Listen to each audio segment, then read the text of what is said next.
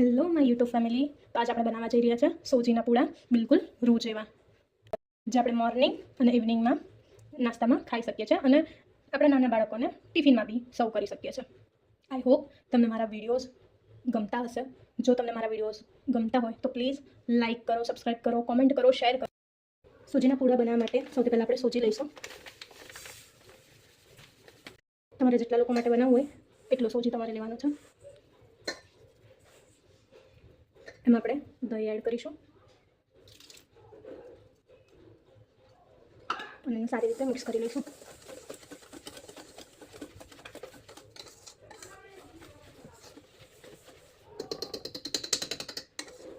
હવે આપણે એમાં થોડું પાણી એડ કરીશું.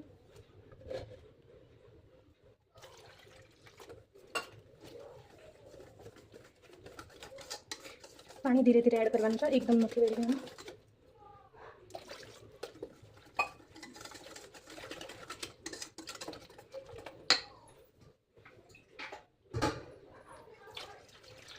મેં અહીં 2 ગ્લાસ જેટલું પાણી લીધું છે.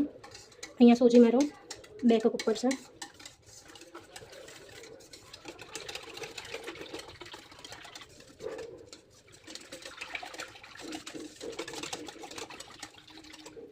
હવે આમાં થોડું બેસન એડ કરીશું. બેસન મેં અહીંયા 5 થી 6 ચમચી યુઝ કરીશું અને સારી રીતે બધું મિક્સ કરી લઈશું.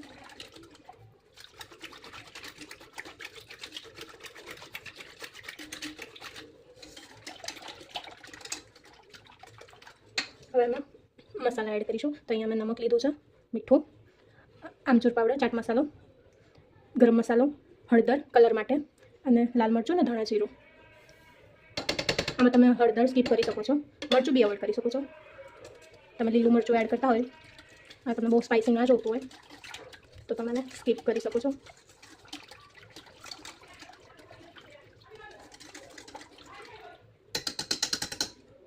હવે આમાં આથો લાવવા માટે ઈનાનો ઉપયોગ કરું છું. તો આપણે અહીં ઈનો નાખી દઈશું.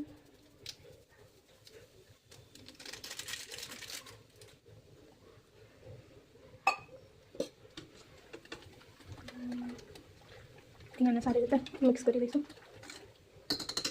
હવે આમાં વેજીટેબલ યુઝ કરીશું. તો અહીં મેં સૌપ્રથમ તો આદુ, મરચાં અને હળદરની પેસ્ટ છે.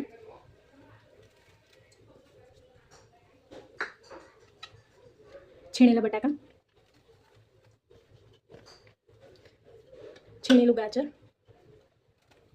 સબ્જી તમારા હિસાબથી નાખી શકો છો તમે. ડુંગળી ઝીણી સમારેલી,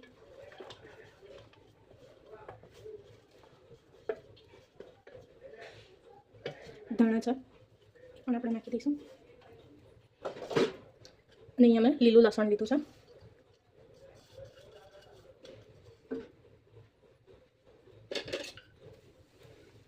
અને બધું સારી રીતે મિક્સ કરી લઈશું.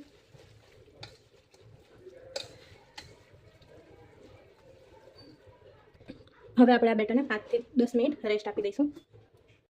બેટર આપણું 5 થી 10 મિનિટ થઈ ગયું છે. હવે પૂડા માટે તૈયાર કરીશું. ત્યાં મેં તવી ગરમ કરવા મૂકી દીધી છે. 1 ચમચી જેટલું ઓઇલ. હવે પાણી નાખીને આપણે તવીને સેટ કરી દઈશું.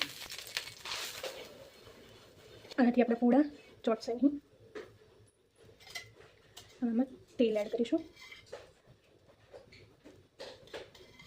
અહીંયા 2 ચમચી જેટલું તેલ એડ કરું છું. 2 મિનિટથી તેલ ગરમ થઈ ગયું છે. હવે આપણે આપણું બેટર રેડી કરાવી દઉં. તવા પર મૂકી દઉં.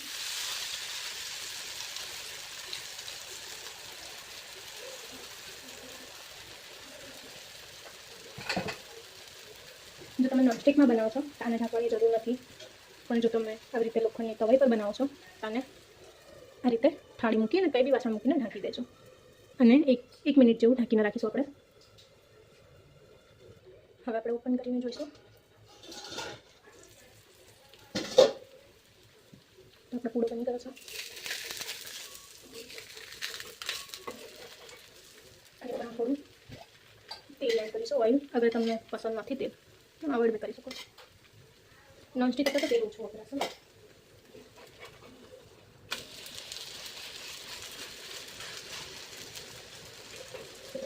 બીજી બાજુ પણ આપણે ઢાંકી દઈશું. હવે ફરી ખોલીને જોઈ લઈશું. આપણો પૂડો રેડી છે. થોડી વાર ચડવા દઈશું ખુલ્લામાં. આ ટાઈમે તમારે ગેસની ફ્લેમ હાઈ કરી દેવાની છે. જ્યારે બેટર નાખો ત્યારે એને લો ફ્લેમમાં નાખજો બેટર. આપણો પૂડો રેડી થઈ ગયો છે, આપ જોઈ શકો છો.